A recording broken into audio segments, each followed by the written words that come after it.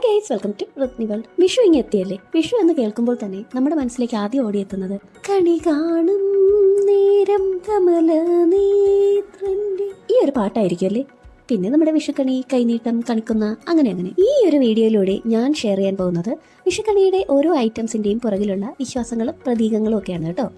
ആദ്യത്തെ സ്റ്റെപ്പ് തന്നെ ക്ലീനിങ് ആണ്. നമ്മൾ കണി എവിടെയാണോ ഒരുക്കാൻ ഉദ്ദേശിക്കുന്നത് ആ ഒരു ഏരിയ മൊത്തവും നല്ല ക്ലീൻ ആക്കി എടുക്കണം. കൃഷ്ണ വിഗ്രഹം കൊണ്ട് തന്നെ തുടങ്ങാം. വിഗ്രഹം ഇല്ലെങ്കിൽ ഫോട്ടോ ആയാലും മതി.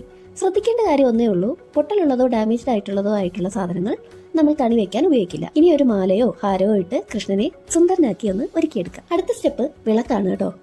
കൃഷ്ണ വിഗ്രഹത്തെക്കാൾ ഹൈറ്റ് കുറഞ്ഞ വിളക്കാണ് നമ്മൾ ചൂസ് ചെയ്യുന്നത്. പിന്നെ വിളക്ക് കൊളുത്തി കഴിഞ്ഞാൽ ദീപപ്രഭ കൊണ്ടുള്ള ഒരു തരത്തിലുള്ള നിഴലും വിഗ്രഹത്തിൽ പതിക്കാൻ പാടില്ല.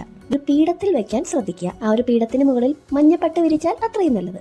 ഊട്ടുരുളിയിൽ നമ്മൾ നിറയ്ക്കേണ്ടത് ഉണക്കലരിയാണ്. പകുതി വരെയെങ്കിലും നിറയ്ക്കാൻ ശ്രദ്ധിക്കണം. ഇനി ഈ ഉണക്കലരിയുടെ മുകളിൽ കുറച്ച് നെല്ലിടുക, അതിനുശേഷം കുറച്ച് മഞ്ഞൾ കൂടെ വെക്കുക. പിന്നെ നമ്മുടെ ഭൂമിയെ റെപ്രസെന്റ് ചെയ്യുന്ന ഗോൾഡൻ കളറിലുള്ള കണിവെള്ളരി, ഫ്രഷ് ആയിട്ടുള്ള വെജിറ്റബിൾസും ഫ്രൂട്ട്സും വെക്കാം. പിന്നെ ഫ്രൂട്ട്സ് എടുക്കുമ്പോൾ അതിന് പിന്നിലും ഓരോ കണക്ഷൻസ് ഉണ്ട്.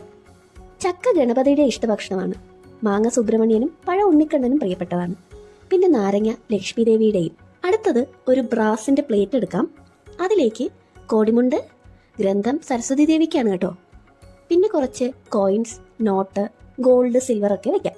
ഇതെല്ലാം ലക്ഷ്മി ദേവിക്ക് വേണ്ടിയിട്ടാണ് നമ്മൾ വെക്കുന്നത്. ഈ എടുക്കുന്ന കോയിൻസ് ഇല്ലേ, ഒന്നേ ഉപ്പുവെള്ളത്തിൽ കഴുകാം, ഇല്ലെങ്കിൽ വെള്ളത്തിൽ തുളസി നീര് ചേർത്ത് കഴുകിയെടുക്കാം. ഒരു വെറ്റിലയും അടക്കയും കൂടി ഇതിന്റെ കൂട്ടത്തിൽ വെക്കണം കേട്ടോ. പിന്നെ കുങ്കുമച്ചിപ്പ്, കൺമഷി, ശർക്കര. ഇത്രയും ആയി കഴിഞ്ഞാൽ അഷ്ടമംഗല്യം കവർ ആയിട്ടുണ്ടോ എന്ന് നമുക്ക് ചെക്ക് ചെയ്യാം. ആദ്യത്തേത് ഓട്ടുരുളി, രണ്ടാമത്തത് താമ്പൂലം അഥവാ വെറ്റില, 3 അക്ഷതം, അരി, നെല്ല്, മഞ്ഞൾ കൊണ്ടുള്ള മിശ്രിതമാണ് കേട്ടോ. ദാരുച്ചെപ്പ്, കുങ്കുമച്ചെപ്പ്, പിന്നെ ഗ്രന്ഥം, ദർപ്പണം, കണ്ണാടി എന്നാണ് അർത്ഥം. പിന്നെയുള്ളത് അമ്പരം, കോടിമുണ്ട്, പിന്നെ ക്രമുകം, അടയ്ക്ക. പാൽക്കണ്ണാടി എന്ന് പറയുമ്പോൾ ഭഗവതിയുടെ സ്ഥാനമാണ്. ഇനി ഒരു തേങ്ങ 2ആയി മുറിച്ചെടുക്കാം. ഇത് 2 രീതിയിലാണ് ചെയ്യുന്നത്.